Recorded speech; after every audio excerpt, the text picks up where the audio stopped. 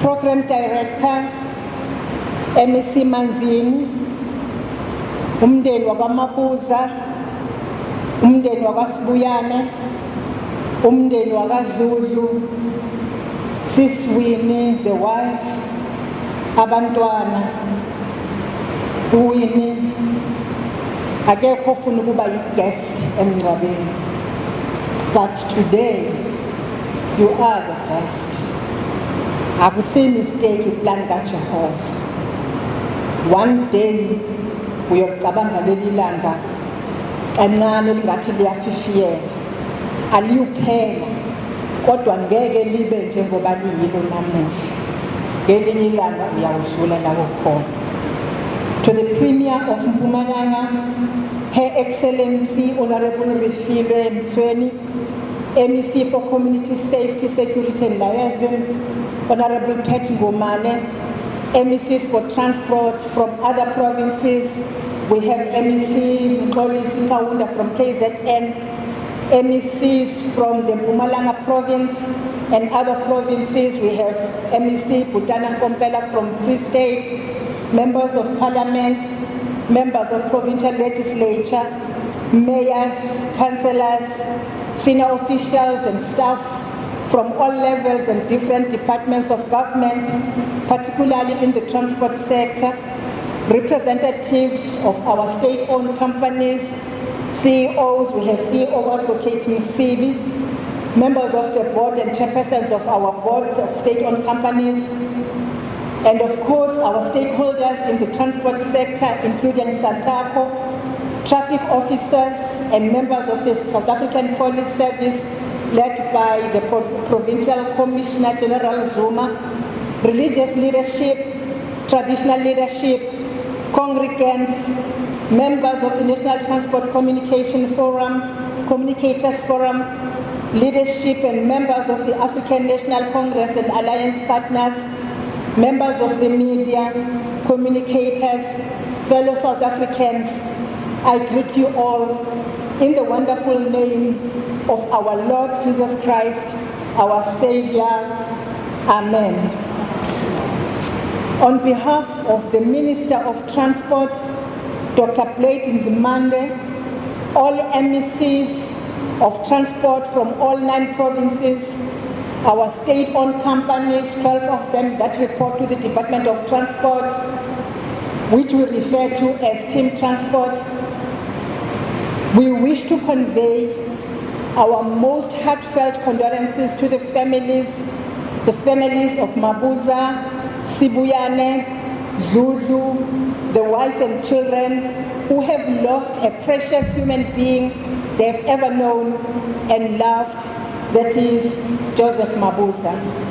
Our empathies go to the friends and neighbors who expected to see him arrive to share the festivities of the season, of course, with them. We must certainly extend our sympathies to MEC Pat Ngomane, who has lost a spokesperson, to his colleagues who have lost a friend, to the province of Mpumalanga that has lost a dedicated public servant, but of course to transport team that has lost a colleague. Ladies and gentlemen, in the light, let us underline the word public servant, as it is based on the principles of Batupili or Tumamina, a primary conduit of which Joe was. He remained a committed communicator and a dedicated servant of the people. True to his commitment to serve the public and to ensure that the millions of people traveling to see their families and friends did so safely, he had gotten onto his bike and ridden to work on that fateful day. He wanted to assist in the efforts to reduce a border post congestion that would otherwise have stifled the safe and unimpeded movement of persons and cargo on that day. Joseph Mabuza understood the value of information and communication. Mourners, Joseph was one of the committed transport communicators who served on the National Transport Communicators Forum and the interprovincial communication structures consisting of 6 provinces. He attended meetings consistently, making valuable contributions towards shaping the National Communications Program. He understood the true value of information in our age and understood that information was even more important in a developing state in which people must understand the trajectory of their development as a nation.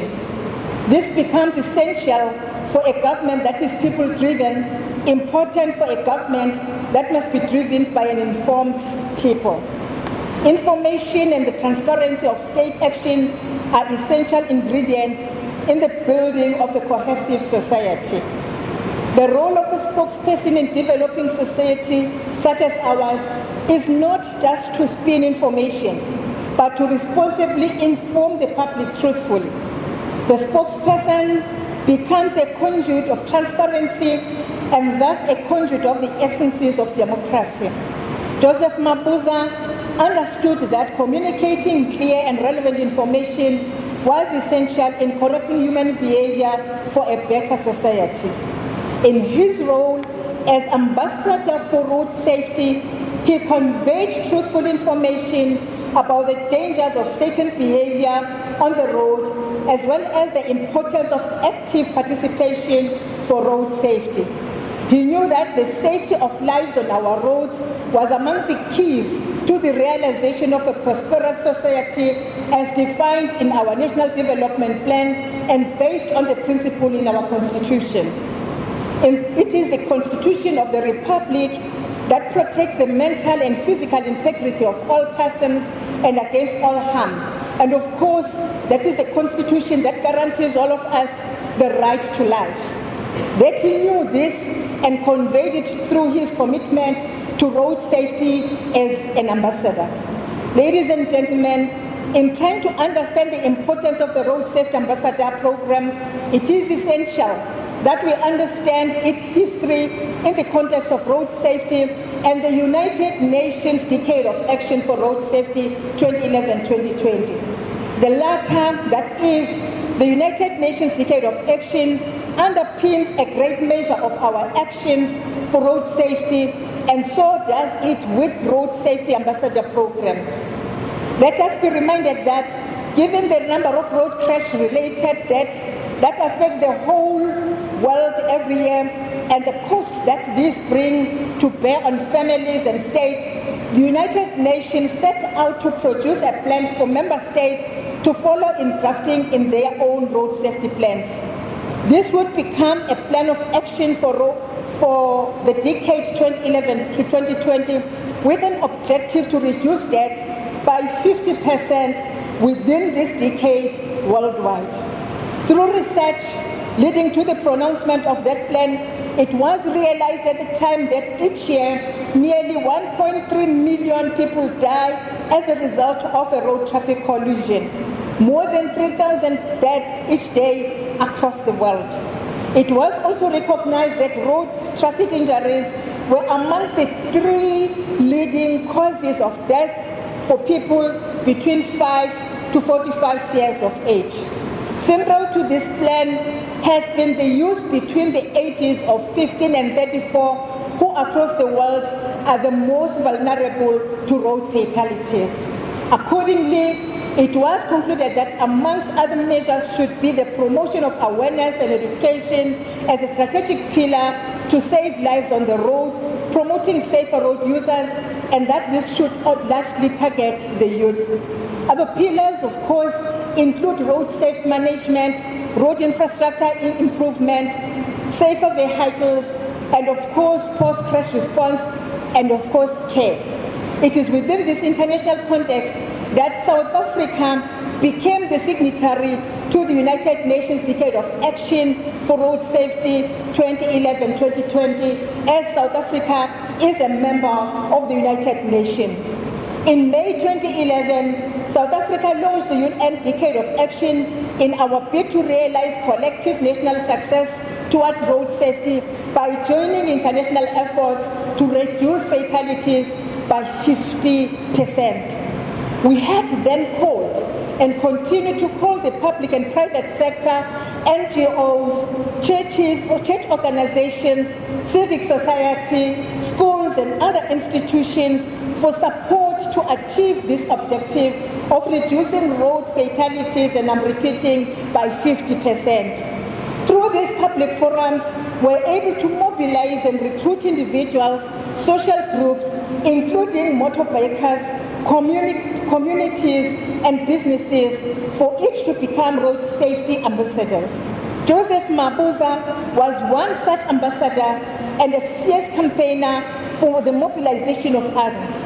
He and many of us are driven in this effort by one issue only, that in South Africa, 35 precious lives are lost every day to road crashes, and we want to eradicate that at least by 50%. I must indicate that as we are gathered here today, at least another 250 families are sitting like ourselves in different parts of the country. And I must also indicate that for the mere fact that I come from Elukwatini, I come from Pretoria, we have people coming from KZN and in other provinces. It's an indication that one death on our road affects so many people in the country. And it is for this reason that as the department and of course the people of South Africa, we have a responsibility to deal and to reduce these road crashes. Program Director, standing here on this sad day, one is also reminded of that day on the 26th June 2015, and day in which 1 million signature campaign was launched, led by one of our state-owned companies called the Road Traffic Infringement Agency, the RTIA, to promote road safety. The RTIA is tasked with the responsibility of enforcing road traffic laws and changing behavior by inculcating a new habit of compliance among road users. The RTIA had spearheaded and promoted a campaign to collect 1 million signatures in a petition to government to declare a National Prayer Day for the first weekend of October annually. The Prayer Day becomes thus an intervention to use the space provided by faith, religious and other sectors of society to spread the word about road safety and to curb the scourge of road crash fatalities, and of course to seek the divine intervention. This October we reported to more than 6,000 attendees at our annual prayer day that South Africa supported the campaign with more than 1 million signatures, and that we await Cabinet to declare this first Sunday of October as a road safety prayer day. Fellow South Africans, who can become an ambassador for road safety. As an integral part of this campaign, young people drawn from across all sectors of society have become road safety ambassadors charged with championing road safety across society. Every church, business, school and organization was asked to commit to road safety by each recruiting 1,000 people committed to road safety and want to eradicate the carnage on our roads. And these, of course, then became our ambassadors. We are still open to many of young people who might want to join and become road safety ambassadors. Today we are here to bid farewell to one of these ambassadors we have been robbed of by the very carnage he fought against. Our message is therefore to ask for your support to take up the spear of this fallen road safety warrior to battle against this very carnage Joseph fought with such passion. We say this knowing that more than 80% of road fatalities, in fact, we reported mid-festive season period that 86.7% of road fatalities are as a result of human error, and that only us as human beings united in action can turn that around. Ladies and gentlemen, just as an example of these elements that make up the extent of the human hand in these road crashes, one need to read the recent Road Traffic Management, that is RTMC's mid-festive season report covering the 1st of December to the 18th of December, which tells a story of recklessness amongst many motorists this festive season. By then, road fatalities, in fact, road accidents has costed us 767 lives, and by this time last year, you had recorded only, in fact, 676 lives. We therefore have increased the numbers this year. And if we continue to behave in the manner we are doing, we actually might report something even more than what we are seeing right now. We are indeed worrying that we are just starting the long weekend of the new year. And if we continue to drink and drive and to speed, and particularly the young people, we are afraid that again we will be called upon to attend so many other funerals. To note but a few, let me report that due to negligence and reckless driving that we're seeing on our roads, our traffic officers and of course our members of the South African Police Service arrested 2,837 motorists, and of those 1,109 were of course for drunken driving. People drink and get into cars and drive, and they make U-turns where they're not supposed to. And people that are responsible citizens of South Africa, they then get into these accidents and they die. And the culprits, they run away. And it is for this reason that this year we actually have recorded 10% of hit and runs. And we are concerned about that. We have recorded 1% of U-turns that are responsible for the fatalities that we are talking about. And this is because of recklessness and misjudgment, because people are driving cars, being drunk and under the influence of alcohol. Because young people forget that as they batch their vehicles, which we are appreciating, but they are joining at least 12 million vehicles that we have in this country. Those that are obtaining new licenses, they are joining 12, in fact 13.4 million drivers that we have in this country. So there is nothing new when you buy a car, but there is something new when you are reckless on the road. And that new thing is an accident that will rob us of some of the best of the citizens of South Africa, such as Joe Mabuza. Males contribute 72% of the total fatalities that we are seeing. And I always say this, that if young people are dying, 72% of 767 are men, young men. When many men are sitting in prison, I always say our daughters are going to run short of husbands, because men will be dead and men will be in prison. And it it cannot be.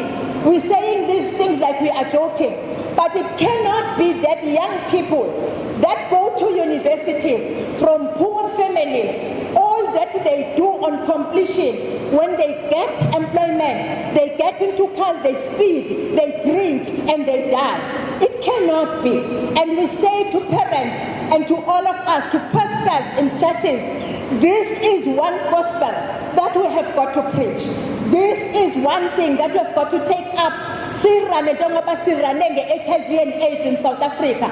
Ukuthi wonke umuntu la ukhuluma khona, tshela umntwana nomakhelwane no-driver ukuthi awukwazi ukuyofa emgaqweni ungagulanga. It cannot be.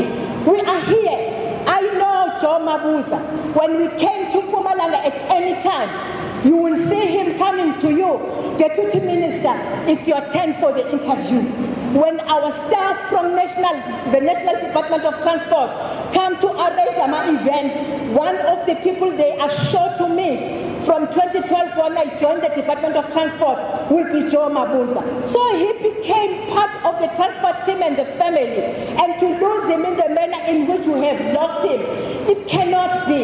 It cannot be that it's a person who was so passionate, who was such an ambassador for road safety, who is killed by an irresponsible driver, who is so irresponsible that after the accident, he decides to run away. That is a crime. And I believe that when the police find this person, he should not be granted a bail, because first he turned and actually was reckless in driving. But secondly, when the accident happens in South Africa, by law, you are expected to stop. Whether you were wrong or right, you are expected to stop so that the police can come and take the statement and find out as to who was wrong between the two of you, so that the road accident fund can then compensate the family, so that you don't have a situation where you don't know as to who was wrong. And I am saying that our male counterparts must please assist us in reducing these fatalities on our roads. Ladies and gentlemen, we will be heightening, and we are heightening, our law enforcement visibility on our roads. I must say again, that is the Department of Transport, we have identified the top 20 most dangerous roads in South Africa.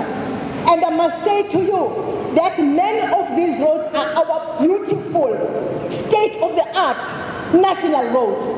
We're building roads for people to drive safely on them. We're building them, we're maintaining them. But they are becoming carnage where people die every day because people get into roads and they just drive like there's no tomorrow. And we then have these accidents.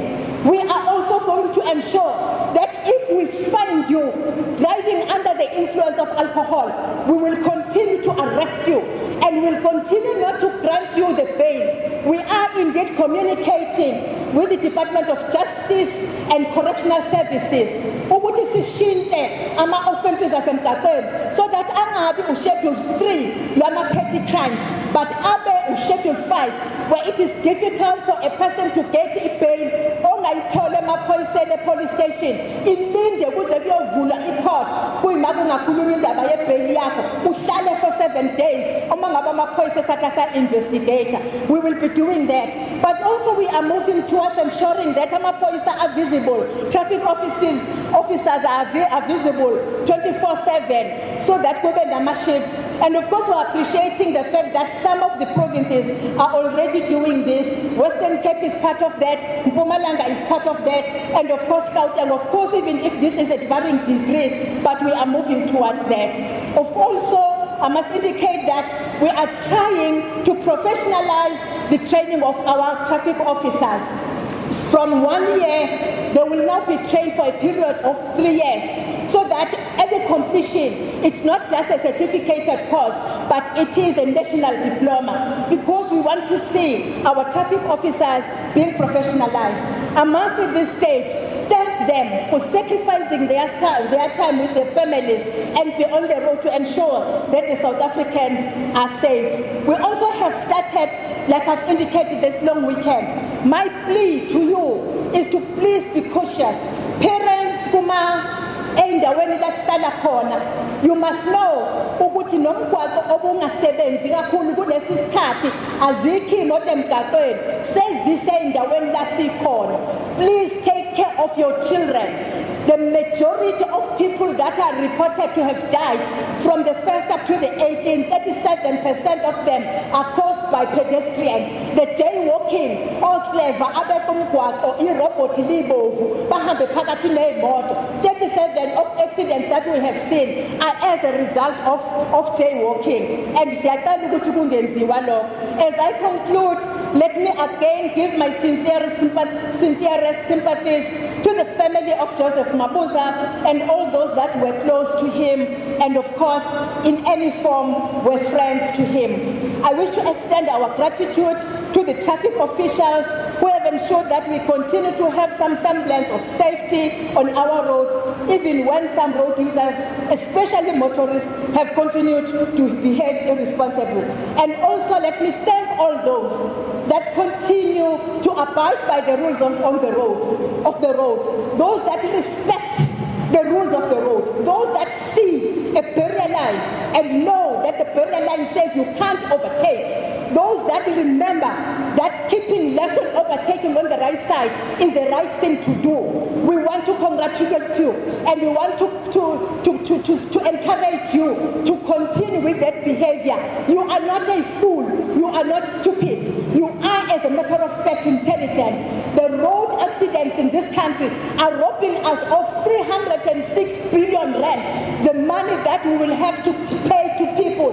Whether we close road accident fund today is the money that we already owe, which we must pay to those that already have suffered the accidents and died and those that have suffered injuries on our roads.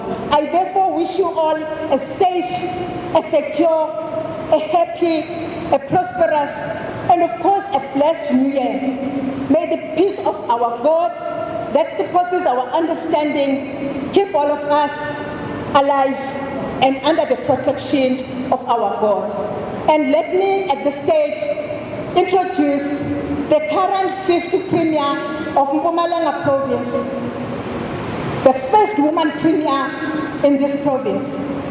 She previously served as MEC for Cooperative Governance and Traditional Affairs, assumed office as a member of the province, in fact as the Premier on the 20th of March 2018. She was elected to Mpumalanga legislature in 2014. Before being appointed as Premier, she served as acting Premier on a number of occasions.